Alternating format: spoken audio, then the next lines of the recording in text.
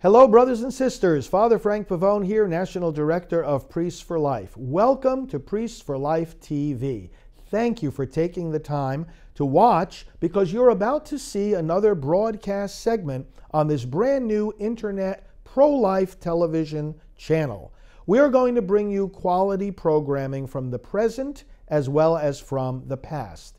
Live events, pre-taped events. You'll see homilies, you'll see interviews, you'll see talks at various pro-life gatherings, prayer vigils, commercials, music videos, a whole combination of inspirational and instructional material that we've put together over the years and that our team continues to put together. So I hope that you'll enjoy this broadcast segment that's about to begin and share it with others. Tell other people about Priests for Life TV. And share these videos with them so that they too can find the strength and the knowledge they need to be part of the pro-life movement. Enjoy now these broadcasts of Priests for Life TV.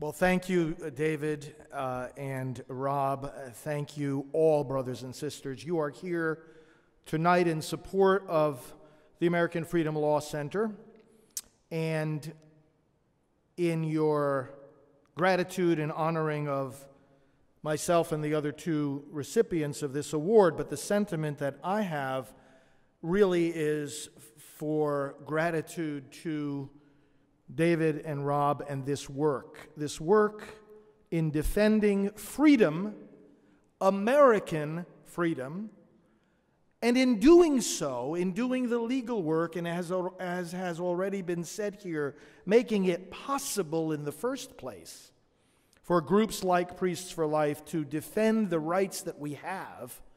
Of course, having rights, how many people, knowing that they have rights, are incapable of defending them because they don't have the resources to defend them?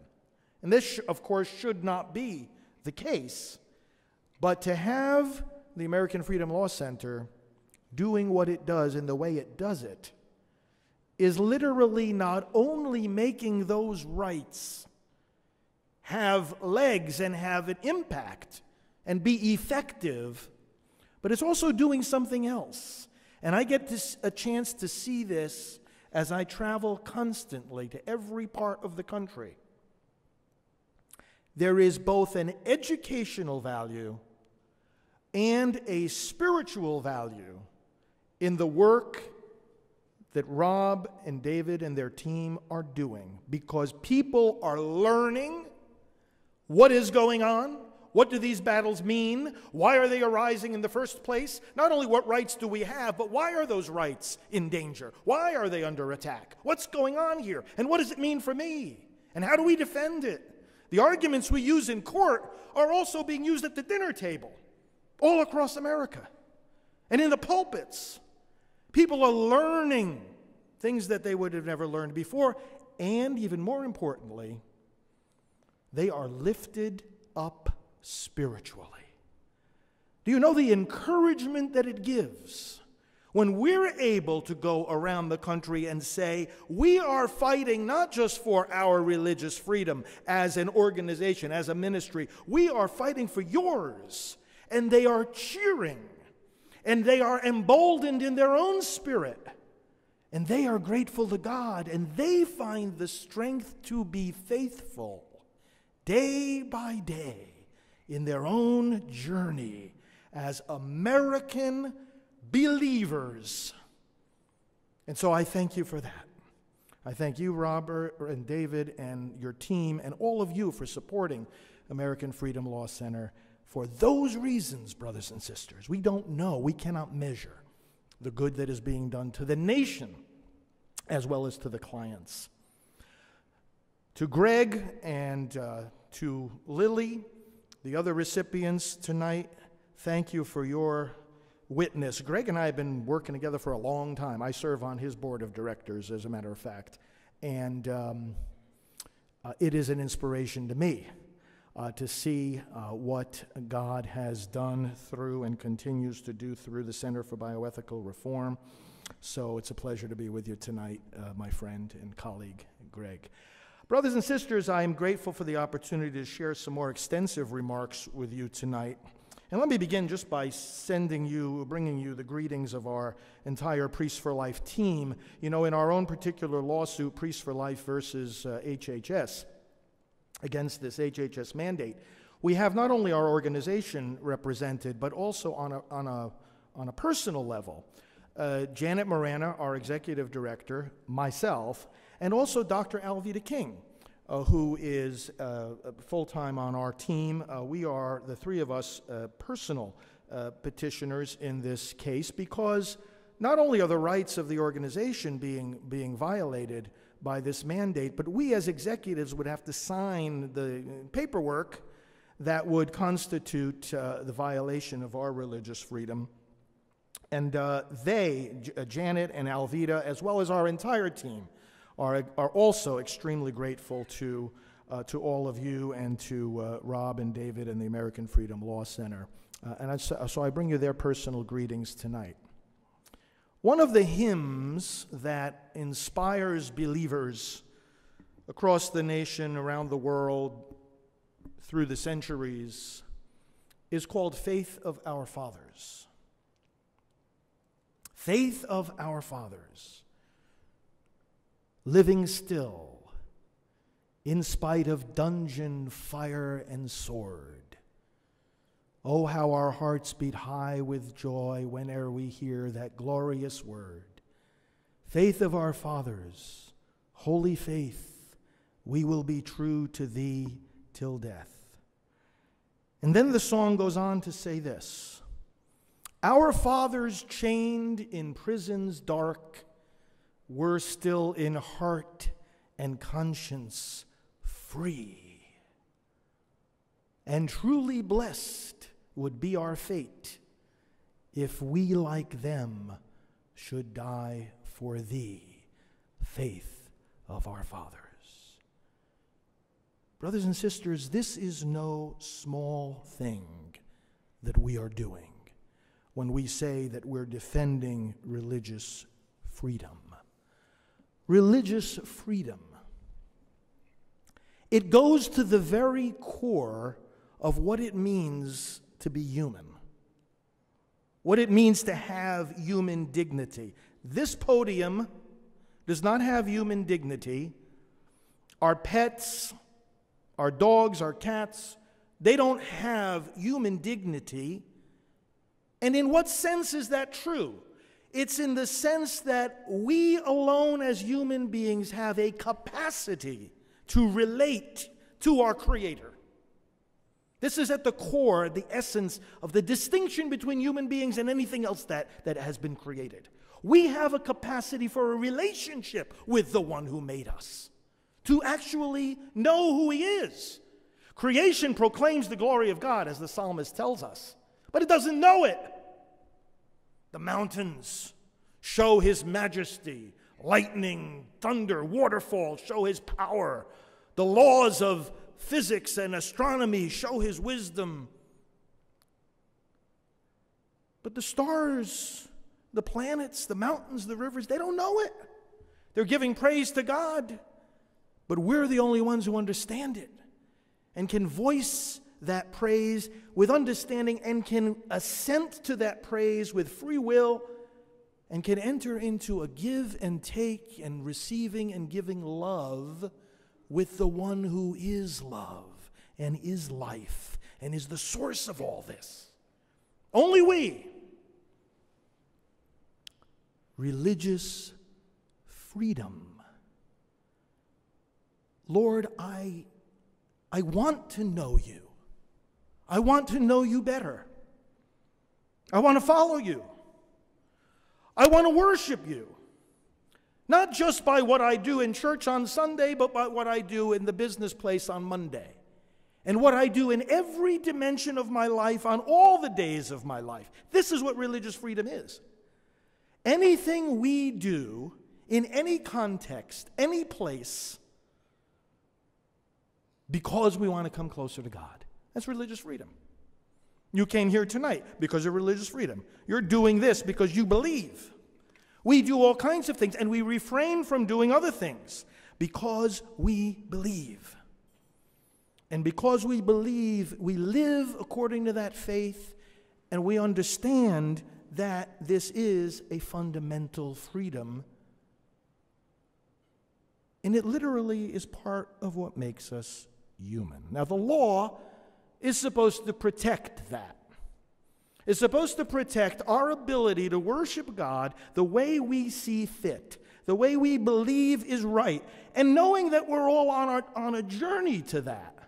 People are seeking God. People come to different conclusions about the Word of God and about who the Lord is and about what He does expect of us in life. And religious freedom says not that there is no such thing as religious truth, because in our Judeo-Christian stance, we know that God has not been silent. He speaks. And He speaks in a way that we can actually understand. So it's not, religious freedom is not to say, well, anything you might want to say about religious matters is equally true. No, it's not. God reveals truth. What it is to say is that because of the dignity of the human person, people need to be able to seek it and embrace it freely. You don't impose the truth on people. You give them the freedom to seek it and to live it as they understand it. That's the freedom that we're defending. And the defense of life and the defense of the freedom to defend life go hand in hand, integral to one another. And we've come full circle, because in the earlier days of the abortion debate in our country, we would always be seeing these magazines coming from the false group Catholics for Choice, and false in the sense that they are not Catholic. The bishops have said as much. But you know what the name of their magazine was from the beginning? Conscience. And so they put themselves forward as the defenders of conscience and of choice. And things have come full circle, haven't they? Because we who are the defenders of life now have to be the ones that stand up and say, we have a conscience that cannot be violated. And we are the ones defending choice while they are the ones trying to impose abortion and other evils on the rest of us. Why is such a fundamental freedom as religious liberty and such a fundamental good as life itself, why are these things under attack? What's going on? What went wrong? And brothers and sisters, we can summarize it very simply. Forget the Creator, and the creature becomes unintelligible. That's why. That's why we've forgotten what it is to be human. That's why we've forgotten the sanctity of life. That's why we've forgotten the root of freedom. Because we've forgotten the one who gave us these things. As a society, as a culture, as a nation. The eclipse of God makes all these gifts and all these rights truly unintelligible. People can't discern them anymore. Can't tell the difference between good and evil, right and wrong. Now, if you lose sight of the Creator, what does that make us who worship Him look like? Arrogant? Judgmental? We want to control people's lives? We want to impose our morality on them? We want to be unreasonable? Why can't we just live and let live? They don't understand us. Those who have been deprived, for whatever reason, willful or not, of any kind of understanding of the Lord, they can't understand us. And we will be looked at as judgmental, and therefore we're the ones that have to be brought into line. We're the ones that have to be punished. We're the ones that are doing wrong. Now, recently you might have seen that the U.S. Commission on Civil Rights came out with a paper. And the question that the paper was examining was called peaceful coexistence. The question this paper was examining was the following. When you have religious freedom in a society, what happens when that conflicts with anti-discrimination laws? We're not going to discriminate against, we're not allowed to discriminate against this group and that group and the other group. There has to be equality. Equality under the law. And, you can look at this question and see, well, this is a pretty complex balancing act. If certain people have rights, but a religion says, well, that right isn't really a right, so are we free not to recognize that right? And if we do not recognize that right, are we not discriminating? Are we depriving people of equality that they're supposed to have before the law? And should the law punish those that want to deprive that right because they don't recognize that it's a right, but don't you have the freedom to recognize that it's not a right? And they're going round and round and round in circles. Well, basically, the report came down on the side of the non-discrimination and the equality. And it said religious freedom, if it deprives people of equality, is hypocrisy. Now, I might have one ear half open to what these people are trying to say on that commission, if they would not be such hypocrites themselves. By failing to speak up for the equality of those who are on the short end of the stick, when some people say, I don't believe that the unborn is a person, I believe in choice.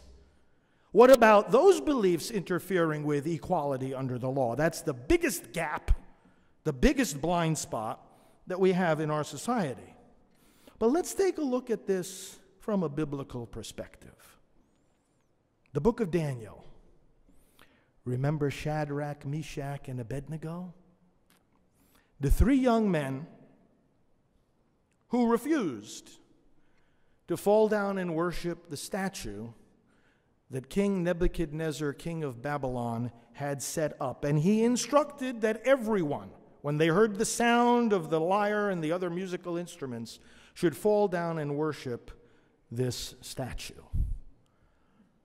Now, here are three men who were in heart and conscience free. When they said to the king that they would not bow down to the statue, they said to him, we do not even need to defend ourselves in this matter, O king. We don't have to even answer to you. Because the religious freedom is rooted in answering to God. We don't have to defend ourselves before you, O king, in this matter. If the God we serve is going to save us, he will save us. But even if he does not, know, O king, that we will not follow your decree. Let's take a little step back here just for one moment. The people of God say both a yes and a no to the state. And this helps us again frame where this whole concept of religious freedom.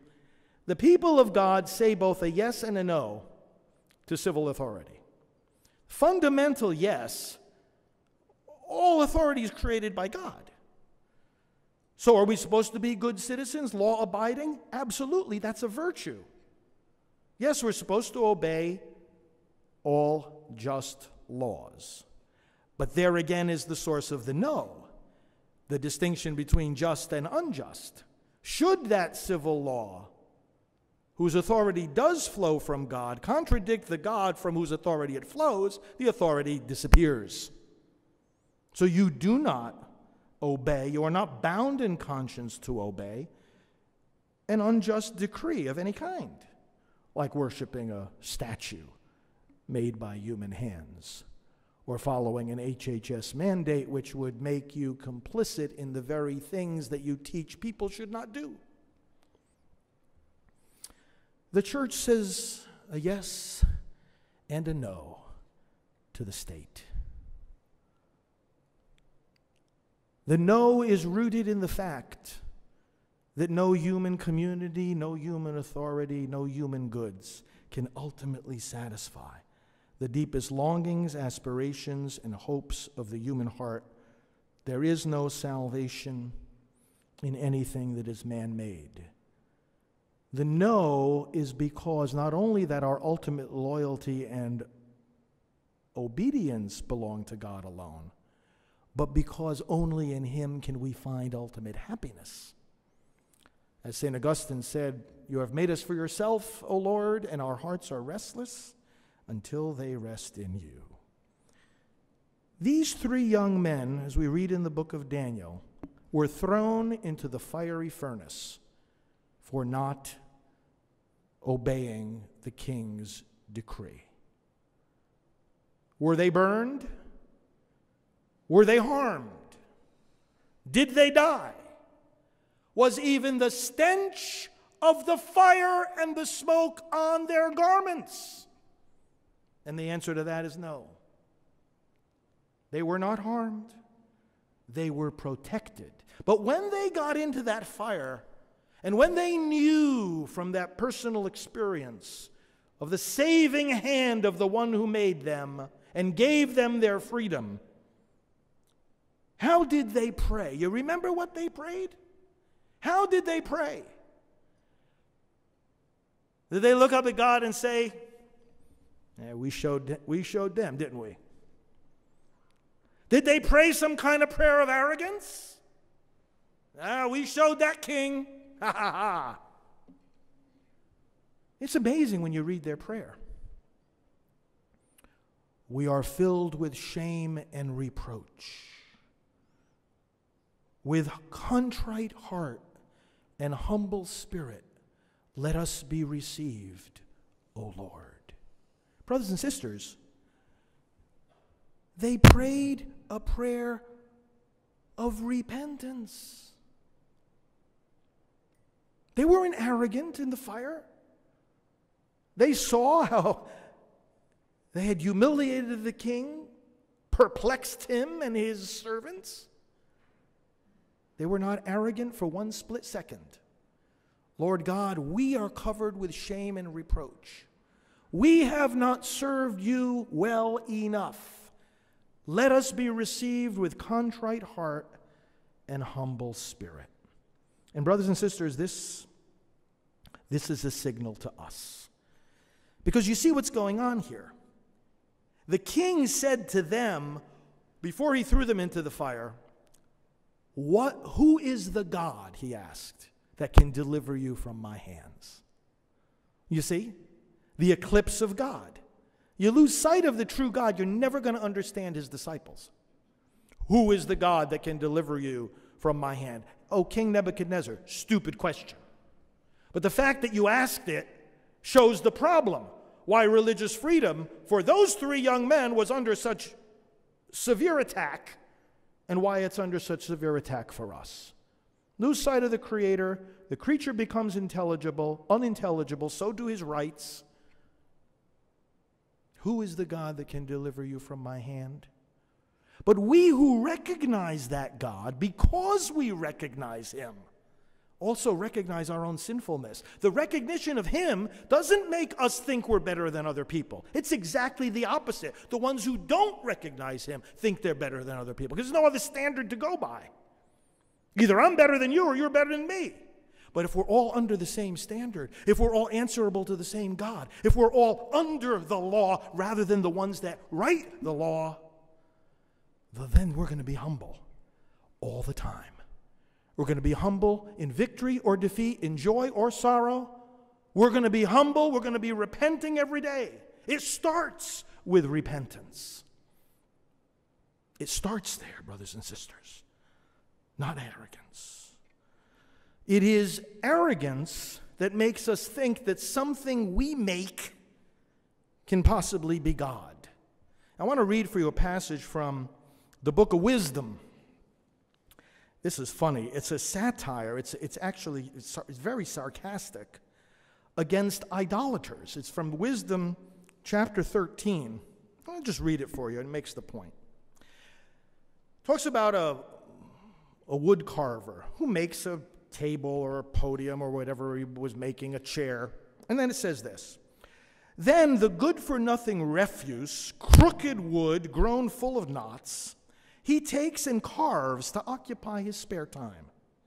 He patterns it on the image of a man or makes it resemble some worthless beast. When he has painted its surface with red stain and daubed over every blemish in it, he makes a fitting shrine for it and puts it on the wall. fastening it with a nail.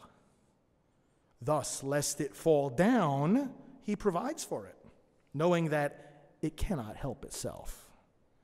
For truly it is an image and needs help. But when he prays about his goods or marriage or children, he is not ashamed to address the thing without a soul. And for vigor, he invokes the powerless. And for life, he entreats the dead. And for aid, he beseeches the wholly incompetent. And about travel, something that cannot even walk.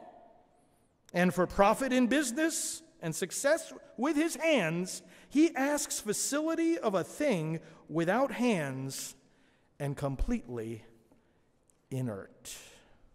The folly of man-made gods. This doesn't only apply to idols that you hang on a wall. It applies to man-made decrees. Man-made laws that contradict the law of God. Senseless, illogical, worthless, not deserving of our respect, not compelling our obedience. This is the stance of the faith of our fathers. This is the stance now that we need to defend before the courts of law, not because we get our ultimate vindication from those courts. We don't. We will win victories in the courts, and sometimes not. For us, that is not the ultimate vindication anyway. We're using that because that too is a tool that the Lord has given us and that we need to use as faithful citizens. We work the process that we're given. We are not anarchists. But brothers and sisters, we are already vindicated by the highest court in the universe. Now I want to go into something here and take a little bit of a turn, because here's another irony, friends, that we're dealing with right now. And this is one of the biggest obstacles. Because as I always say, in the fight against abortion and in the fight for freedom, the biggest obstacles are not out there, they're in here. The biggest obstacles are not Planned Parenthood or the Obama administration or wealthy organizations that fund these entities. Those are big obstacles, and those are big problems, and those are enemies that need to be dealt with. But bigger still, and even more threatening, are the obstacles of our own fears, of our own doubts, of the limitations we place on ourselves, of the censorship that we ourselves bring to our own words. And we are dealing with this now among the people of God. Let me tell you what I'm talking about. Would it not be ironic for the church to defend religious freedom against the mandates of the Obama administration and issue mandates of its own restricting religious freedom? But that's exactly what we're doing. We are in an election season right now. And let me tell you something, brothers and sisters. Those who come into pulpits, those who teach in schools, set up for the explicit purpose of handing on the faith, we have got to convey a message to the people of God that they have to elect public servants who know the difference between serving the public and killing the public. And that if they don't know that difference, they don't belong in public office. We have to be able to say to people, if a politician can't respect the life of a little baby, how's he supposed to respect yours? We have to set forth a standard because the Word of God and the natural law give us a standard. In fact, our founding fathers do too. And the standard is that the first purpose of government is the protection of the lives of the citizens. Now, if we can't stand up and say to people, you need to vote, You have a duty to vote. And by the way, the duty to vote, well, let's just put a little parenthesis here, because this election is putting a lot of people into a paralysis, a moral paralysis. Oh, I can't vote for this person, and you know what? I can't vote for that person either, so I'm just not going to vote at all. Can I ask you a question? Since when does the duty to vote depend on how comfortable it is? Does God tell us we're supposed to participate in the political process when it's easy, but not when it's tough? Does God tell us we're supposed to do our homework if it takes 5 minutes to tell the difference between the candidates, but not if it takes 5 hours or maybe 5 months? When does our obligation to vote stop? When does it expire? You know when it expires? When you die. We do not have the moral leisure to say, this is too tough, I'm going to just abstain this time. Do we think that by abstaining from voting, we don't share any moral responsibility for the outcome? See, this is what some people are trying to do. I will feel more pure by not having cast a vote in this particular race, because I think both of the choices they stain me, they corrupt me. Oh, really? So you're going to be morally pure by not voting? How? How is your not voting when you could have voted not also affecting the outcome? It is. The news flash here is that we're responsible either way. That's why at the beginning of the Catholic Mass we ask forgiveness for what I have done and for what I have failed to do. Because failing to do something also has consequences. And when we're in a situation where, sure, isn't every race a situation, in fact, isn't just about every choice in life a situation where we are balancing the imperfect? What choice in life is between the perfect and the evil? I don't know. It's hard to think of any. A choice between, do we really have choices between perfect and evil? Or are not all our choices some kind of balancing act, some kind of, I make the best of what I have, make the best of what we have? Every time we go to a restaurant, if something's not on the menu, you make the best of what is on the menu. Of course, you can decide to fast altogether, but that has consequences too.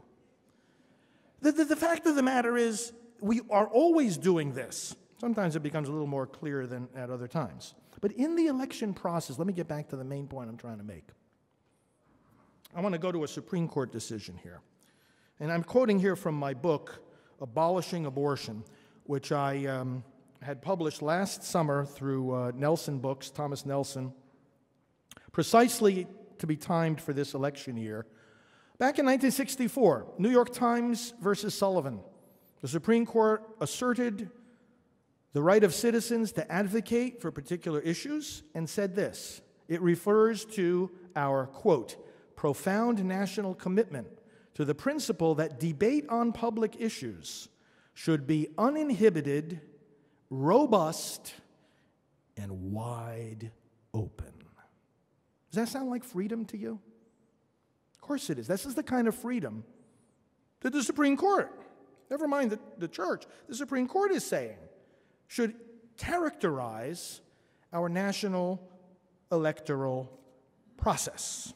Now let me read you something from the Catholic Church's document from the Second Vatican Council called the Pastoral Constitution on the Church in the Modern World. It says, at all times and at all places, the Church should have the true freedom to teach the faith, to proclaim its teaching about society, to carry out its task among men without hindrance, and to pass moral judgment even in matters relating to politics when the fundamental rights of man or the salvation of souls requires it, even in matters relating to politics. So the Supreme Court on the one hand, the Catholic Church's magisterium on the other, really saying the same thing. You gotta be free to stand up and proclaim what you believe. Going back to the very meaning of religious freedom, is it not? Well, Lord God, I believe you want me to say this right now. I believe that this is what your revealed word, and he speaks to us not only in Revelation, but through human reason. This, Lord, is the best conclusion we can come to about what you want us to say right now, about how you want us to evaluate the current moment, and therefore I believed, therefore I spoke. Freedom to do so. But through what I do not hesitate, even not being an attorney myself, to call misguided legal advice, some church institutions are saying things such as the following. Now, this came from a religious institution. Listen to this. Indeed, it is the church's right and obligation to make its teachings on moral ideas known, as long as these teachings do not run afoul of the rules on political activity. I'm not making this up. This was a decree that came out from a religious body to its adherents, telling them, be careful not to violate the rules on political activity that say you could lose your tax-exempt status if you intervene in a political race. So we have the freedom to make the moral ideas known as long as it doesn't violate the king's decree to kneel in front of that statue. You might be thrown in a fiery furnace. You might be thrown in a dungeon. Let me read another one of these bright memos. Websites sponsored by the church or affiliated organizations must be careful and diligent about not promoting or discrediting any political party or candidate. Friends, think with me for a moment here. We're not to even appear to promote or discredit any political party or candidate. Now, the problem I have with advice like this, if this decree were to come across my desk from a religious authority, here's the problem I have. There's no way to fulfill that advice. There is no way to fulfill that advice. How can I proclaim the moral truth that abortion is a killing of a child, that government needs to protect that child, that that child has a right to life that cannot be infringed? How can I proclaim that and not appear to be discrediting a political party that says just the opposite? You tell me how I do that. The only way not to discredit a party that comes up and says the opposite, namely that there should be unrestricted abortion and the child does not have any constitutional rights and does not need to be protected, the only way I can avoid appearing to discredit them is to be silent about the church teaching and the moral law, and therefore I discredit myself. You know what? Given the choice between discrediting myself and discrediting them, I'm going to discredit them.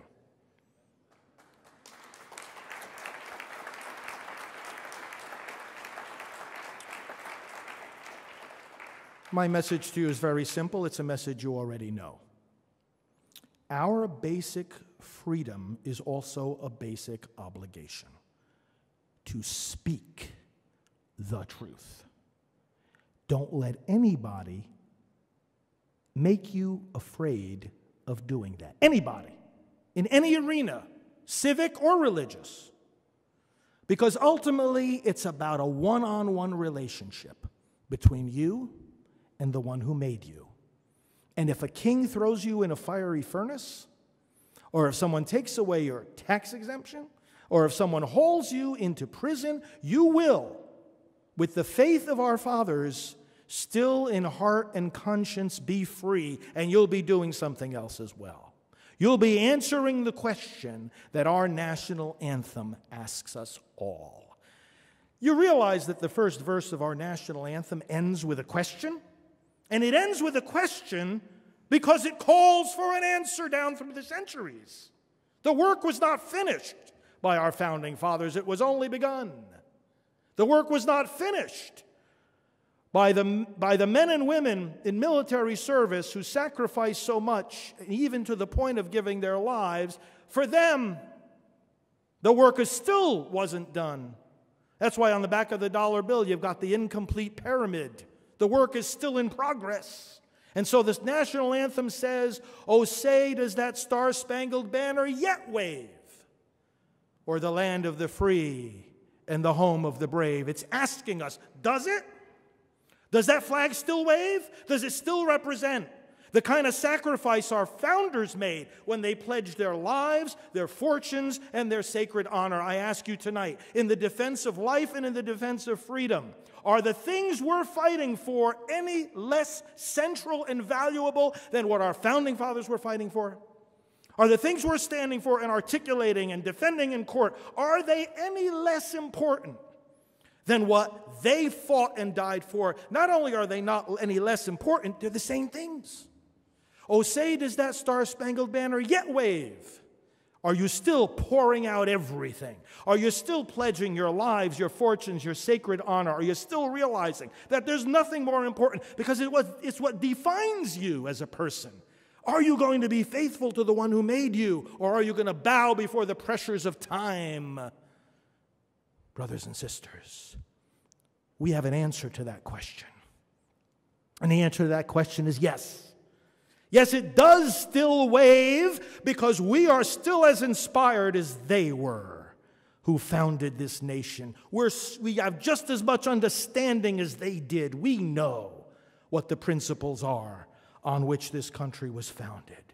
That's why we're here tonight to support the American Freedom Law Center. And that's why, brothers and sisters, we can sing the words with a clear conscience. Faith of our fathers, living still, in spite of dungeon, fire, and sword. Our fathers chained in prisons dark, we're still in heart and conscience free. Faith of our fathers, holy faith, we will be true to thee till death.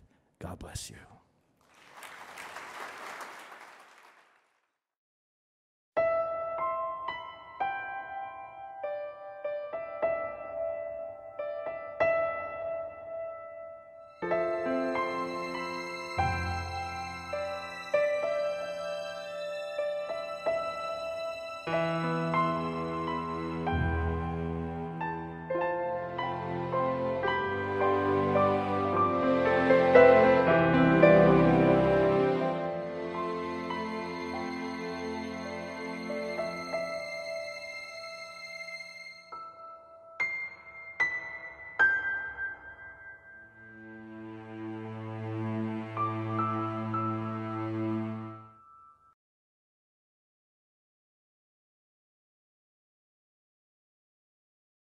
Hello, friends. Father Frank Pavone here, National Director of Priests for Life. If you watch these broadcasts, if you follow our website and receive our mailings, you know the tremendous and varied work that is being carried out by the team of Priests for Life. Whether it's our priests preaching the pro-life message in parishes, or our healing ministries of Rachel's Vineyard and Silent No More, or the work of Alveda King mobilizing the Black community, our youth outreach with Brian Kemper, our international work with Marie Smith, our publishing, our broadcasting, and so much more. All of this costs money, as you can well imagine, and yet Priests for Life is not funded through the Vatican or through the dioceses or the church officially. It's funded by people like you who believe in our work, who are inspired by our messages, and who want to see the unborn protected from abortion. You're the ones who support us. So like Mother Angelica used to say, put us between your gas and electric bill. Send us some support so that we can not only continue this good work, but expand it. Because we always have great ideas, great suggestions from our team, and we know what needs to be done to bring an end to abortion in America and throughout the world. The challenge is always having enough resources to do it. So I'd like to invite you to make a generous contribution to the work of Priests for Life today? I'm not ashamed to ask because we're asking for the very lives that all of us are committed to save.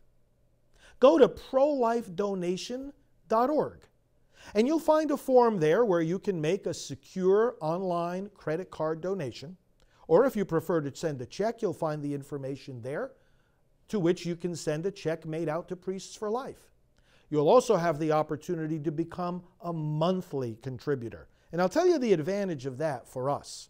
When we know that we have a faithful core of donors who are committed to send in a donation each and every month, well, then that helps us to plan more accurately and more confidently what we will be able to do with our projects from month to month. So I want you to consider that as well. But send us a donation today, because especially in the summer months, the donations fall off significantly. That's a usual pattern every year. People are busy with vacations. People are spending money perhaps on a well-deserved rest from their usual work. But nevertheless, the work of saving lives doesn't stop, and the expenses don't stop either. So I ask you to be extra generous in the summer months. But please go to prolifedonation.org and help us out today with a tax-deductible contribution. Remember, we rely on faithful pro-life people like you. Unlike Planned Parenthood, we don't get big grants of money from the government. We rely on you, and with you, I know we will succeed. This is Father Frank Pavone of Priests for Life. God bless you. Hi, this is Brian Kemper of Priests for Life. I'm the Youth Outreach Director here at Priests for Life. One of the biggest things that we do at Priests for Life is our social media outreach. We're able to connect with people all over the world and help drive pro-life events and initiatives through our social media activism. All of our branches of ministry, from Rachel's Vineyard, Civil Rights for the Unborn, Stand True, our youth outreach that I run, all of our branches of ministry have a lot of social media channels that we reach out with. So I want to invite you to come to our website. Here's the website right here, priestsforlife.org/social media. priestsforlife.org/social media. You can find all of our social media channels on there, whether it's Twitter, whether it's Pinterest, whether it's Facebook, whether it's Instagram. Anything that you're involved with social media-wise, follow us. Follow Father Frank, follow myself, follow Dr. Alveda King. Follow all of our branches of ministry and help get involved, help get the pro-life message out. Again, that's priestsforlife.org/social media right here, and join us as a social media pro-life warrior. Well, hello friends, Father Frank Pavone here, National Director of Priests for Life. You know, our priests and lay people on the Priests for Life team pray daily for you. But we want to be able to pray very specifically for what your needs are. The priests, the full-time and part-time priests that are associated with us, remember you in our masses. The lay staff remembers you in their daily prayers and communions and sacrifices. Now, if you go to prayerintentions.org, that is a special website where you can tell us more specifically what it is you would like us to pray for. Needs that you have, loved ones that you want us to remember, specific problems that you need resolved, whatever it may be. Maybe it is people, loved ones who are deceased that you want us to commend to the Lord. Whatever your prayer intentions are, big or small, many or few, we want you to indicate them to us at prayerintentions.org. And again, we will remember them each and every day. And you can go there as many times as you want, as new prayer intentions arise, as is the case for all of us. At that website, you'll be able to see that you can also order Mass cards, both for the living and the deceased. That is an extra way of indicating to others that we and you are praying for them and their loved ones, whether living or deceased. So please do connect with us at prayerintentions.org and be assured of our daily prayers. God bless you. Okay. Hi, can you hear me? Yep. Hi, I'm Amy. I had not one, I can't see it. I had not one but two abortions many, many years ago. It was right when Roe v. Wade was first enacted. I was 20 years old, class valedictorian, pre-med, full scholarship. I was a daddy's girl and a good girl. But I was so disenchanted with the social aspects of our society, seeing body bags from Vietnam, social injustice, assassinations of my heroes. I got mixed up with a misguided group, learned some things I didn't need to know, and I got pregnant. My boyfriend and I, we didn't know what to do. We were naive. We were 20 years old. We went to the University Health Center for advice because we figured they were so well put, we were so naive, and they looked so professional, they'd give us the right ideas what to do. Immediately, the nurse told me I was lucky, I wasn't that far along, and it'd be easy to take care of. And then I asked her again, and she said yes, and we counted the weeks. I trusted her, and I had the procedure. I went back to my classes, and that year I was taking embryology and genetics. And after looking a long time at those diagrams of chick embryos, I came to the slow realization that maybe I'd been duped. And I swore I'd never have it happen to me again.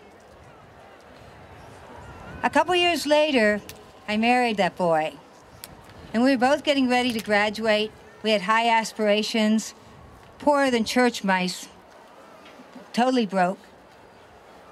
But I wanted to go to medical school, University of Chicago, and he was all set to start his master's. And then the test came back positive. All of a sudden, all those dreams were nothing to me, and all I wanted was that baby. But instead of happiness, I was met with anger and frustration and a lot of arguments saying, it'll ruin our careers, it'll ruin our life together, and a lot of threats of divorce. It was very dark. And then I prayed to a God I didn't really know, and I put all my eggs in one basket. And I said I would write a letter to a person I trusted and believed in, that he would be able to help us out financially and emotionally so I could have his grandchild. I really knew he would help me. A week later, I got a letter, $400, and a note that said, don't be stupid, don't ruin your life, there'll be other children. With that, my hope died, my soul felt dead. I made the appointment and I killed my baby. Remember, in abortion, there's always more than one victim. Why do women that have had abortions have to tell our stories over and over and over again? Okay. It's because when I was in East Berkshire, Vermont, one day, I sat in a church and I heard a quiet voice. It was the voice of Jesus Christ. And he told me, trust in me. Trust in me instead. And after that, I could be silent no more forever. Okay.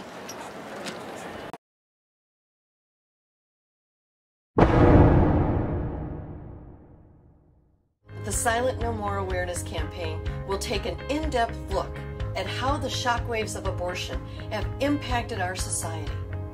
Each month, we will focus on a special target group that has been directly impacted by abortion laws. We'll have helpful information, resources, and most importantly, abortion recovery program information.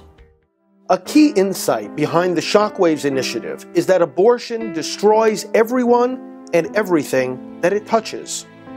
There's no end, there's no limit to the destruction that it brings. And that destruction continues moving throughout many circles of people and throughout the generations. The Shockwaves Initiative contradicts the idea that abortion is some kind of isolated wrong. We are all involved. We are all wounded. We are all impacted, and therefore we all need healing. We know that Planned Parenthood and abortion providers target our poor minority communities for their abortion services. In New York City alone, 6 out of 10 black pregnancies end in abortion. And this is especially tragic because these communities are especially vulnerable to post-abortion reactions to the shockwaves of abortion. There is no such thing as a private abortion. Everyone suffers as a result. And the various groups of people who suffer as a result also need to be healed. The Shockwaves Initiative is saying very simply, the wound of abortion is multifaceted, and therefore the healing must be multifaceted. Maybe you were responsible for telling your daughter she had to have an abortion. Maybe you drove her to the abortion clinic. So you've lost a grandchild to abortion. Or maybe you were like me. My daughter went and had an abortion and I didn't even know about it. Now, she knew I was pro-life. She knew I would be okay with helping her in an unexpected pregnancy because I would consider it an unexpected blessing. But yet I too have lost a grandchild, actually grandchildren, to abortion. So we want to reach out to you, any grandmother or grandfather that you've lost a child to abortion.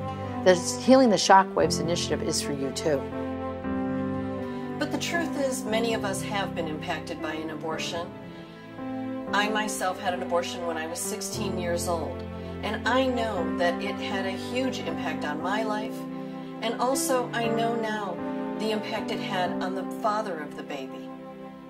But not only did it have an impact on myself and on losing my child and the father, I also saw the impact that it had on my parents and the fact that they had to grieve the loss of their grandchild. And sadly, years later, my daughter, when she was 8 years old, she learned that she had lost a half-sibling to abortion, and she had to grieve that loss as well. Father's Day provides an excellent opportunity to focus on a group that is often neglected when we look at post-abortion reactions, and that is the fathers of aborted children. Father's Day is a day when many men, after their healing, will reflect on the fact that they felt a sense of depression around that holiday. There was a sense that there was a child missing from their Father's Day celebration, a Father's Day card that was never written. And so this grief affects them as men and affects them as fathers. And so that's why a message of awareness and healing about the shockwaves of abortion and how they impact men is so important for men, for our families, and for our communities and nation. Perhaps you've learned that you lost your twin to abortion. Yes, many cases we have been reported to us who your mother had an abortion and then several months later found out she was still pregnant, and by now the pregnancy was further along and she decided to give birth to you. But you are grieving because you've lost a brother or sister who was in the womb with you. You need healing too, and we want to help you find that healing and to give your testimony. And we already have some people that are currently out speaking. Perhaps also maybe you weren't a twin survivor, but maybe you actually survived the abortion procedure. Yes, there are people like Melissa Ohden, Gianna Jensen, and many others who actually survived the abortion procedure. They were born even after. One of them was even a saline abortion. They're survivors. Perhaps you were born after 1973 when Roe v. Wade was the Supreme Court decision, making abortion legal in this country. The fact that your parents chose to give birth to you means you survived the abortion holocaust in this country. The Shockwaves Initiative also talks about the healing of the family as a unit. In the Shockwaves Initiative, we are convinced and we proclaim that there is nothing that is more destructive of the family than abortion. Because abortion divides. Abortion introduces division in the most intimate human relationship, starting with that of a mother and her own child. And then that division continues in the relationships of the one parent to the other and the parents to other children, and on the division goes between the woman who had the abortion and her parents and the parents of the father, and on it goes. The whole family needs to be healed from abortion, and during the Shockwaves Initiative, we'll focus on the family as a unit and on how, in order to be fully alive, the healing from abortion needs to be sought and found. As those of us in the pro-life movement, we too need healing for the abortions we couldn't stop. Some of us might get very frustrated in our full-time pro-life work. And so the Shockwaves of Abortion is going to reach out to you too with healing programs so we can grieve those children that we couldn't save. Brothers and sisters, one of the dynamics that happens when an individual is healing from abortion is that he or she begins to realize that many of the symptoms of the wounds that the abortion caused were in fact connected to the abortion. A person may know, for instance, that they have certain physical problems or emotional distress or difficulty in relationships or lack of self-esteem or lack of faith in God, and they may not have any idea that that's connected to an abortion experience.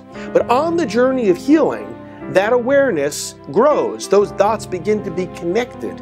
And in the insight that these problems are related to the abortion comes new hope and strength to deal with those problems.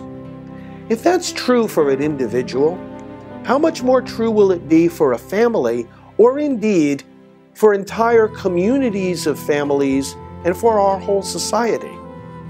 As we begin to realize that so many of our societal problems, so much of the violence, alienation, and division within our culture are in fact either caused by or intensified by abortion, so with that insight will come a greater hope and strength to heal these wider societal problems. It's no exaggeration to say that the Shockwaves Initiative can be a major factor in building a better culture, a better world, a culture of life, and a civilization of love. The Healing the Shockwaves of Abortion initiative is something we hope you can get involved in, that you can spread the word.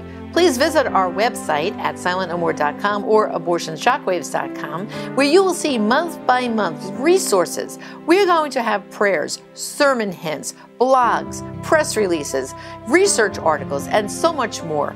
We're hoping that you will get involved in healing the shockwaves of abortion.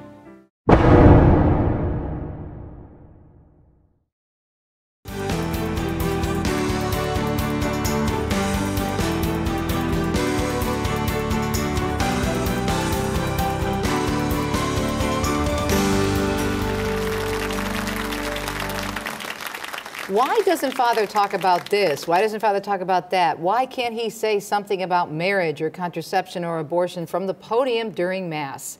That is a very frequent question I know that many of you ask with good reason, because you're concerned and you want people to be faithful to the Church. And that's a topic we're going to be tackling on the next 2 episodes of The Catholic View for Women. Thanks for joining us. I'm Teresa Tomeo, along with Astra Bene-Gutierrez and Janet Morana. And we're entitling these episodes Feed My Sheep, featuring a priest that does just that, Father John Riccardo, who is from the Archdiocese of Detroit. And many of you may know him from not only EWTN, he's been on Life on the Rock, but also from his radio program on EWTN, which is produced by Ave Maria Radio, and it's entitled Christ is the Answer. He is a phenomenal preacher and teacher and a pastor at a very large parish in the Archdiocese of Detroit, Our Lady of Good Counsel in Plymouth, Michigan. And the whole idea for the title of these shows actually comes from a series that I continue to do on my radio program called Feed My Sheep.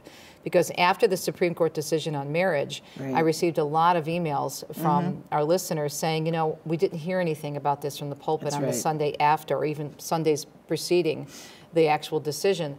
But at the same time, I know personally there are priests like Father Frank Pavone, our pastoral director, or Father John Riccardo, or many others who do preach quite often, not only from the podium, but with blogs and in their articles in church bulletins, and are really trying to do the job of being a faithful teacher and preacher.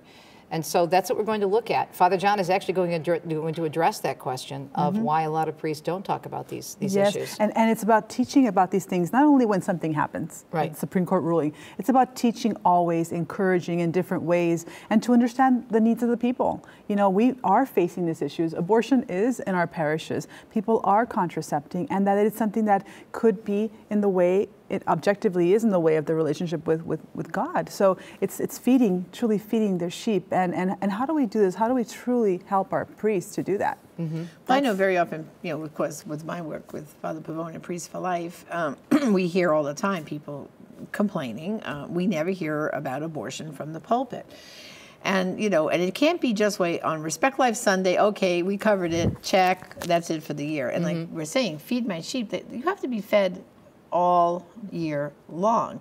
And I'm not saying you're going to preach every Sunday on abortion, although when Father Frank was my parish priest, we used to kid around to say, oh, let's see if Father's going to say the A word this Sunday at Mass. And somehow he would creep it in there somehow. But it wouldn't be the whole homily, would not be about that. He would actually launch off from the readings. Well, that's what they're supposed to do. That's Speaking as a deacon's wife, that they're supposed to preach on the readings for that day.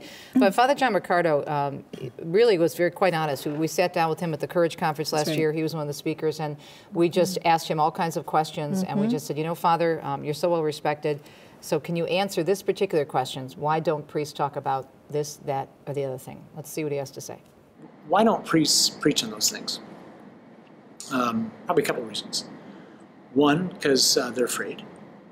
So I don't talk about things. Sometimes you just get afraid. You're afraid of what people are going to respond to. Or two, you don't know what you're talking about. So I don't know how to handle the don't know what you're talking about part, but I do know how to handle the you're afraid part, or at least a suggestion for how to handle that, which is obviously pray for the priests, fast for your priests, and write them. Emails, cards are best. I love getting letters from people because letters, I see their handwriting. It takes effort to send a card, you know? But to get a card from someone that says, hey, Father, we're behind you. Even if you're the only person who's behind me, at least I know someone's behind me, and there's not like a blank wall out there. We're behind you. We're praying for you. We know it's hard. We're asking God to give you a shepherd's heart, to give you the courage that you need to, you know, boldly proclaim the gospel in truth and in love and in charity. So just know we're here. We want to hear it. And we got friends who want to hear it too. I mean, things like that. They're simple things. Maybe they're so simple we don't think about them. They go a long way for us. You know, there's 3 of us in my house, and so we try to talk about what we're going to preach on. And hey, have you thought about going there? Ooh, that might be kind of edgy. Don't you think the Lord's kind of saying that to us? Yeah, I think He might. You going to do it? Yeah, I think I am. Great, let's do it. What are you going to? And then we'll work on an outline. I think our lives, you know, just like a lot of families' lives, we get so busy that if we don't have the occasion to get together, at least in the past, a lot of us don't do the things that we probably should. I think given this situation that's happened, we're going to do a lot more being deliberate and intentional about finding ways to get together, calling each other, maybe hear a homily that got played on the air and say, hey, that was a good word. What are you doing this week? Or, hey, just want to say, you know, thanks for boldly stepping up, or thanks for bringing the gospel in the way that you did. Priesthood, the church can't continue the way it's continuing. Like, we have to find a new model for how to do this. It just doesn't work, I don't think. It's too big. Like, I can't take care of 10,000 people. All the surveys show that a pastor, Catholic, Protestant, whatever, can reasonably take care of about 100, 125 people. I have 10,000 people. How can you do that? You can't do that. So we got to find new models for how to do this. And part of the new model, I think, is priests really being in deeper fraternity with each other, making an effort to be deliberate and intentional, again, about supporting each other, pray together, encourage each other, the kinds of things that just seem, again, like no-brainers, but we haven't done much in the past, and now we're reaping the fruit of it. That is a really interesting, I think, inside look at what priests go through. That's right. In terms of when they decide what to preach about each week. And I think that idea of having fraternity together is so important.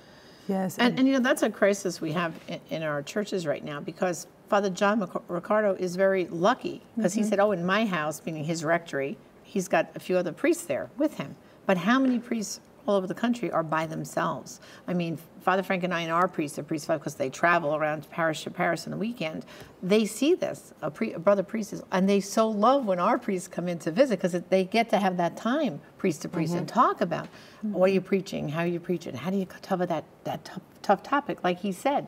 I love when Father John said, oh, it's kind of edgy. Are we going to go there? Yeah, let's all go there. But he's got a few other colleagues that are all preaching. Bounce ideas off and yeah. But for the priests that are all by themselves, imagine he's saying, oh, I love, even if I get just one card. Well, for our viewers out there, if your priest is even in a parish all by himself, maybe with just a deacon, imagine how many cards he would love to get because he feels he's alone. And maybe it's once in a while when there's a clergy convocation they get together, but those are maybe once or twice a year. They are literally all by themselves. And he's not saying that the only way they're going to be doing is solid homily, no, because not, you know, priests like Father Frank and Father John are like phenomenal. They preach in season and out of season and all year long. But they're human. That's and right. I think sometimes we forget that, and sometimes we're so busy just complaining to them about you didn't do this, you didn't do that. And now that my husband is a deacon, I'm seeing things from a much different perspective, and getting to know the pastor, you know, Father Darrell and Roman at our parish in the Detroit area, and what he's going through, because he's another one like a Father Frank and a Father John who preaches, you know, consistently in and out of season. So say thank you, appreciate what they do, and say, hey, Father, you know, we want to hear about this. As Father John said, we really want to hear about, you know, how do we help understand what just happened with this whole marriage thing in our country, which is a whole paradigm shift, which people don't even realize what the fallout of what's going to happen. The attitude is so different. Father, help us to understand. Now, Father, you should be doing this. Help us to understand. We want to hear from you. And he is our spiritual leader, the spiritual father of that parish. So you go to him and just bring your concerns. And more than anything, to encourage them. You know, I work, in my work in the Vida Initiative is to train Hispanic leaders for the pro-life movement, and particularly in the parishes. So I get people telling me, how do I get my pastor to support my pro-life work? And I say, you know, we have to go to our priest in a spirit of service and respect and obedience. And that's difficult when we feel like we know what they should be doing and that kind of thing. But no, when you go in a spirit of service and share what you're doing, how your work can actually help them in the things that they have. Priests have women coming to them with dilemmas about crisis pregnancies, or their daughter is pregnant, or something that they're. Well, think about what he said at the end. He said, Our Lady of Good Counsel is a huge parish in the Archdiocese of Detroit. He has about 10,000 people, and I break that down probably. I would think probably about 3,000 to 4,000 families, right? But he has 2 other priests, and I think he has 2 deacons. But even with those 4 men, how do you minister to all those people? You gotta help, Lay people. We don't take the role of the priest. We don't tell him what we suggest. We encourage. We help. We pray. We help and get involved. Absolutely, take some of the load off of what he's got going. I mean, and some of this can be so simple. You know, after Mass, many of the priests are outside the church shaking hands. It takes 10 seconds just to say, "Thank you, Father. I love that homily. I got a lot out of it. Keep it up." What does that take? And then you could follow it up with a card, but just a word, a positive word when you shake his hand, instead of just saying, "Hi, Father," and move on. Just a quick positive comment to them would probably mean the world. I know it does. And that's a simple thing to do. And then, you know, like we said, lay people have to learn to step up to the plate a little bit too. I know in my parish, my parish is the cathedral in Metuchen. There's always things in the bulletin where they're looking for people to step up to different things in the parish for service, to help. Because the priests can't do it all by themselves. What people don't realize is, I wish the priests were like years ago when I was a kid growing up in Brooklyn, where they just had to worry about the sacramental life of the parish, but that's not true. Years ago, they had a cook hired, someone to clean the parish. I mean, all kinds of things were taken care of for the priests. Well, staff that were there. Staff. They don't have all that kind of staff. I mean, so maybe we as lay people need to step up more and say, "Father, what do you need to help with around the parish?" You know, even if it's not in the bulletin, ask, because I guarantee you'll get a good response, because they're looking for help. They really are. We can be the Blessed Mother to them. You know, the priests need the Blessed Mother in their life, their own personal relationship, but also women that are there to be that loving presence to them, to serve, to help, and to tell them, "Father, we're praying for you. Father, what do you need?" And we're praying for you, Father. When we did our marriage cruise with the Alexanders that we do to, enrich marriages, we had a wonderful priest from the Diocese of Green Bay. And at the last day, we had like a panel discussion and allowed for Q&A. And one of the questions was, "Father, what can we do for you?" And this particular priest is all alone in his parish, and it's a growing parish. And he's a wonderful, wonderful priest. And he got very quiet, and he said, "You know, it's really lonely. if you could just really pray for me and support me, you know, in my ministry to preach the truth. I really like it, as Father John said. Father Peter said, when I get a card or I get an email, it means so much, but we really need your prayers. I can only imagine what it must be like, especially in this day and age. Well, we'll continue our discussion on Feed My Sheep Part 1 when we come back. Another interview, part of the interview with Father John Riccardo, where he talks in a little bit more detail about some of the reasons why some of the priests aren't preaching or feeding their sheep. We'll be right back. Thanks for watching Catholic View for Women. Stay tuned.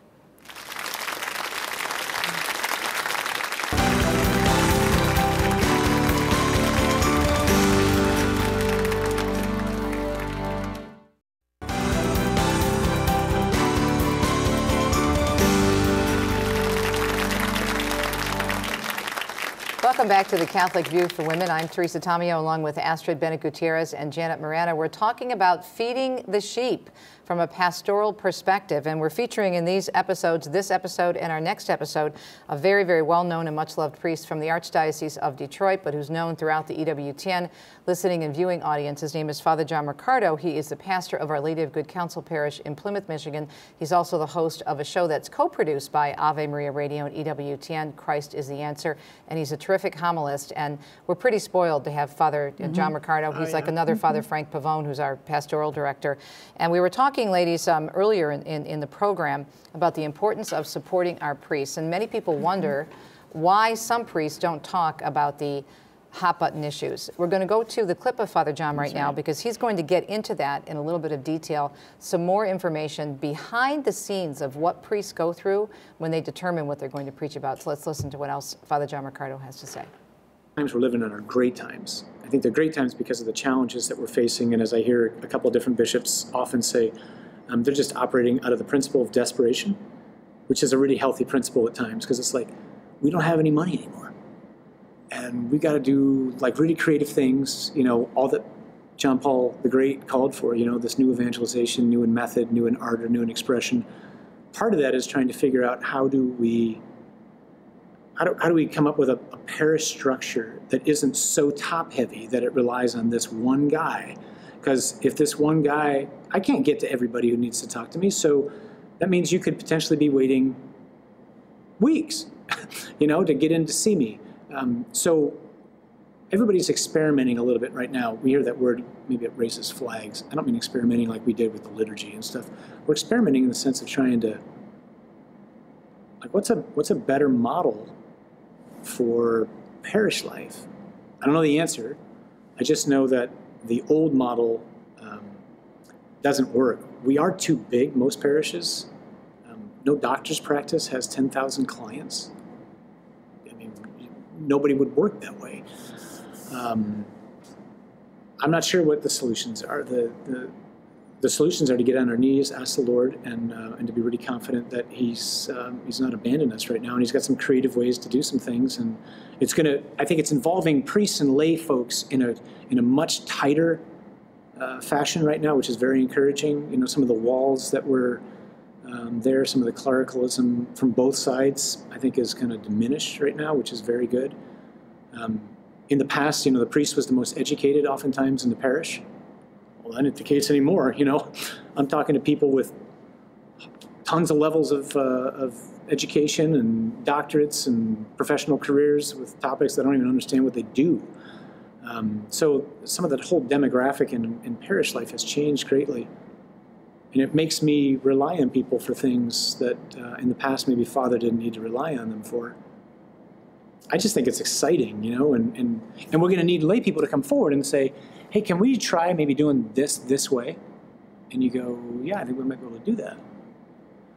And so there's a deeper cooperation right now, and hopefully we're all just, you know, sincerely seeking the Lord, trying to figure out what are you asking the church in this particular time in this country to respond to this urgent crisis of people who don't know you, Lord. You can keep trying to call us irrelevant all you want.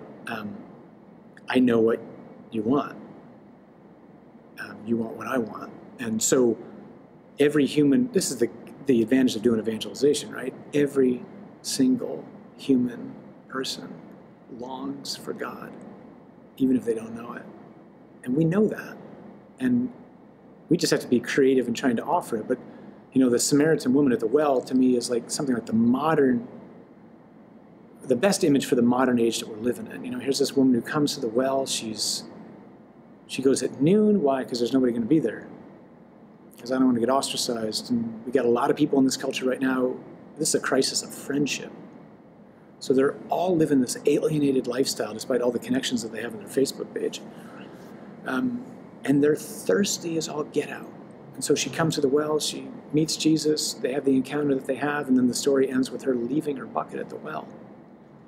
And to the surprise and shock and dismay of so many people, it's like when they hear the gospel for what it really is, they leave their water jar. Because it's like someone tapped them on the shoulder and they went, what you really want is him. And they go, yeah. Oh. Yeah, I do. Because they meet him, and in meeting Jesus, everything changes, again, to their dismay. But so at one and the same time, they're clamoring for the church's approval, saying we have nothing to offer, and then they actually get offered what we have to offer, which is not rules and regulations, but an encounter with a person that can change your life. And they're just mystified as to how this happened. It's like, I just got brainwashed or something. But you didn't. You just met the eternal Son of God who alone can satisfy your heart. One of the questions we asked Father John in their interview was, why is it that we see so much in the world, right, with whether it's so-called same-sex marriage or the push for contraception and abortion, where people constantly are trying to get the church's approval. Right. Why is it that they want the church's approval? And at the same time, they call us irrelevant, outdated, old-fashioned. And what he was explaining there was the fact that deep down they know that they want Christ. Mm-hmm. And in terms of feeding the sheep, I love what he said about it's a co-responsibility. That's right. Mm-hmm. And I think we forget that. Mm-hmm. Mm-hmm. I mean, he also, too, spoke about people really are longing for that relationship with Jesus, even if they don't know it. It's something deep inside of us. And the reason why I think sometimes we go down the wrong way and embrace the culture and all that is because that seems easy and fun. But there's a longing inside of us for the authentic, for the real Jesus that we want. And so when you begin to hear the truth, or you begin to open your heart just a little bit, like happened to all of us, because we were away from the church, but that little crack in the dam for us, it was like, oh my gosh. And then you want more, and you want more. I mean, I can remember when I first came back to the church, I couldn't get involved in enough stuff. I mean, I went to the Bible class. It was like I was hungry for what I had missed. Mm-hmm. And I think that what Father John is saying, like, this is an exciting time because, so many of the people in the parish are, like he said, it used to be years ago, the priest was the only one with a college degree. But now everyone has college at Masses and beyond, and everyone's pretty intelligent and gets it. And so now they when you introduce just a little bit to people, they are hungry to be fed. Absolutely. They do want to unpack the scriptures. They do want more knowledge. And if your parish priest, for whatever reason, doesn't want to preach on the tough issues, he's kind of soft on them, we have so many sources like EWTN to be taught, to be fed. We can listen to Father Ricardo. We have apps now, where even if he's in Michigan or where, we his can podcasts still, are huge, we can very hear him. popular, yeah. So now, like for example, in LA, we just got a year ago Catholic radio on the dial. So everybody's excited about this new, this new development, and we're realizing, we're being fed. We don't have to just wait on our parish priest. Of course, encourage him, pray for him, and hope for the best. But now we have people that are spreading the news about the EWTN, about the other Catholic radio stations in the parish. So now lay people are saying we can be missionaries, we can spread the truth, and not only from the pulpit, but also with all the resources. And we don't only get fed, and that's a great point, because we don't only get fed from the pulpit. That's right. We obviously we get fed from the Eucharist, and we need the priest to give us Eucharist, and the Eucharist is the source and summit of our faith. But sometimes I think we limit it to, well, people are falling away from faith because Father isn't preaching. That has been part of the problem, yes, definitely, and we've addressed this numerous times on this show and my radio show, but it's a much bigger picture, as Father John Ricardo mentioned, in terms of, this is a large parish, there are different needs, there are different issues. You've got the, distributing of the administering of the sacraments, but then you have, as you mentioned, the Bible studies and the other programs. So it's not just, not to diminish Mass, of course, but sometimes we just put that in the box and say, well, if we're going to Mass, then that's all we need to do. Well, some people, they go to Sunday Mass and that's it till next Sunday. And the thing is, like, okay, But what are you bringing into your home, like Astrid is saying? Like, for example, National Catholic Register, do you have a subscription to that? And other good Catholic magazines and newspapers that come into your home, so you're aware of what's going on for the Church Universal. You know, open up your eyes and ears a little bit. And of course, EWTN. Have you ever DVR'd the Holy Father's audience that they get up in the middle of the night here in Birmingham to bring to us? I mean, and then all the other great programming. You know, maybe you need to change your channels and DVR some better things than the things you're currently watching. And you come home and you get glued into all these other series kind of programs when you could be feeding yourself of stuff. I mean, there are Bible studies on EWTN. There's all kinds of devotions. And you can't even, maybe because of your work schedule, you can't get to do a holy hour. You can't get to see the rosary. I mean, I sometimes put it on when I'm cooking or something and getting meals and cooking and doing stuff. I put EWTN so I can listen to it. And it's a more wholesome thing to be listening to than some other secular junk. And it's limited. I have a friend who was actually brought back to the church from reading somebody's Facebook posts. She saw a faithful Catholic posting about their love for the Eucharist, about even pro-life issues, and she became intrigued. And she said, you know what, I never liked your posts. She told the friend, I never liked your posts, I never commented, but I was watching, I was listening, and then she became an on-fire Catholic. Wow. So you never know, the new evangelization is limitless. Well, again, and remember that Feed My Sheep is for all of us, not just for our pastors and our deacons. We're all responsible to witness, and you know, by the virtue of our baptism, we're all called to evangelize. So let's help our priests, let's encourage them, let's pray for them, as Father John said, and then we'll be talking more with Father John in our next episode, part 2 of Feed My Sheep. But let's take a look at some of the resources that we have well, in first terms of all, I of just homework. want to point out, you know, like Mother Angelica always said, if you keep the holy reminders around your home, that does help. And this is beautiful holy reminder. She's our patroness for the program. It's the Kitchen Madonna, available at the EWTN Religious Catalog. And of course, as Astrid always likes to point out, symbols, the broom here to keep the home clean, but also cleanliness of purity of mind and thoughts and deeds. Keys here, which is safety for the home, but also the keys she's going to lead us to the kingdom, the keys to the kingdom, and of course the kettle to nourish us in body and soul. Beautiful bronze statue, and of course, if it's in your kitchen, it will help keep the conversation on Jesus and also His Blessed Mother. We have 2 links to Father John's Parish, olgcparish.net. This is the homework now. Right. Okay, so the first one is, of course, is to visit his parish, the website, which is olgcparish.net, and also his podcasts, which are on Ave Maria radio.net. They're also on his parish website too, so they can get it there. So as both places. I mean, what a great thing to have that podcast download onto your little phone device, and you could be listening. You could be listening to that when you go into the gym in the morning. It would be great. And of course, the second thing is give a word of encouragement to your priest regarding something he can preach about or did that was encouraging to you or others. And I brought my spiritual director, Monsignor Bulgarian, a big chocolate turkey for Thanksgiving one time, and I was going in for spiritual direction. He was at a busy day. He said, "Oh, thank you so much. He loved it." Anyway, go ahead. And then number 3, of course, is to visit our Priest for Life website, priestforlife.org/clergy is the actual page. We have a wealth of information up there, and you can point out to your priest. He can sign up for our clergy email, because Father Pavone puts together an email for priests a couple of weeks ahead of the readings so that they can get some talking points on life issues, and also, too, we give them bulletin inserts, prayers of the faithful, and wealth of information. Great. And pass that on to your priest, right? Exactly. Yeah, exactly. Right. So some great resources, and you can find all the links that Janet just mentioned on, of course, our website at thecatholicviewforwomen.com under our homework section. We do hope that you'll tune in for our next episode of the season, actually our wrap-up episode, which is going to be Feed My Sheep Part 2. We'll have more with Father John Ricardo from Archdiocese of Detroit and EWTN Catholic Radio. For Janet Morana, Astrid Bennett Gutierrez, and yours truly, Teresa Tomeo, as well as Father Frank Pavone, our pastoral director, thanks for watching The Catholic View, and we'll see you next time. Stay tuned.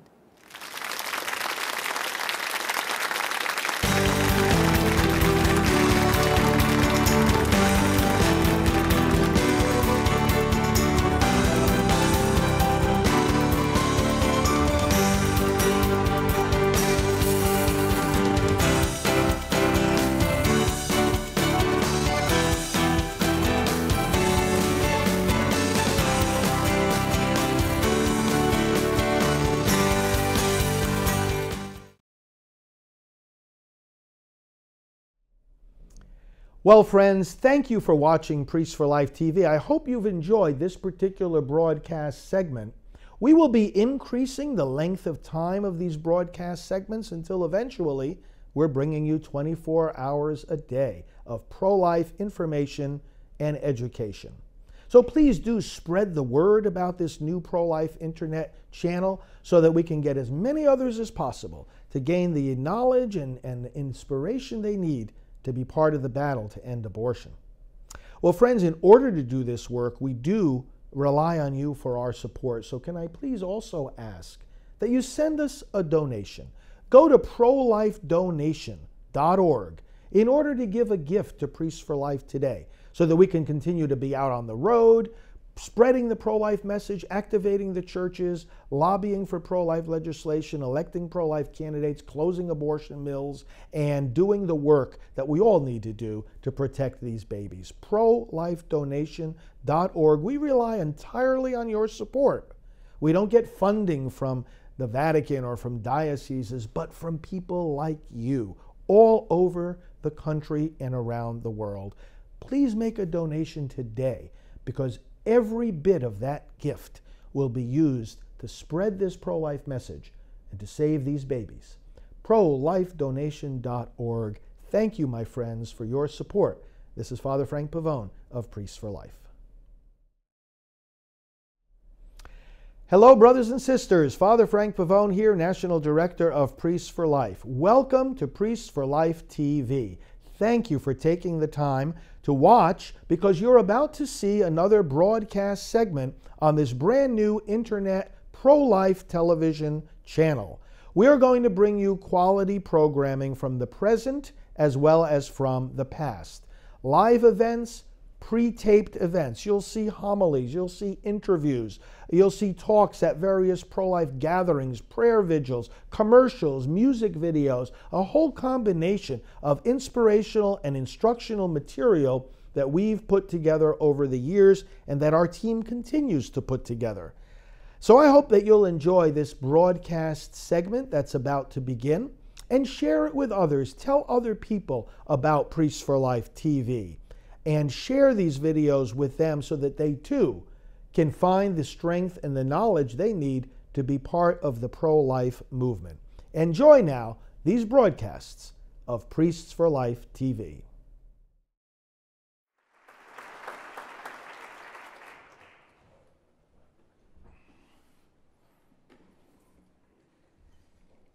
Well, thank you, David and Rob. Thank you, all brothers and sisters. You are here tonight in support of the American Freedom Law Center, and in your gratitude and honoring of myself and the other two recipients of this award. But the sentiment that I have really is for gratitude to David and Rob and this work in defending freedom, American freedom, and in doing so, in doing the legal work, and as has already been said here, making it possible in the first place for groups like Priests for Life to defend the rights that we have.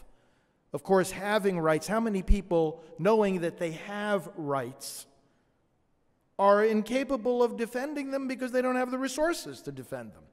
And this, of course, should not be the case. But to have the American Freedom Law Center doing what it does in the way it does it is literally not only making those rights have legs and have an impact and be effective, but it's also doing something else. And I get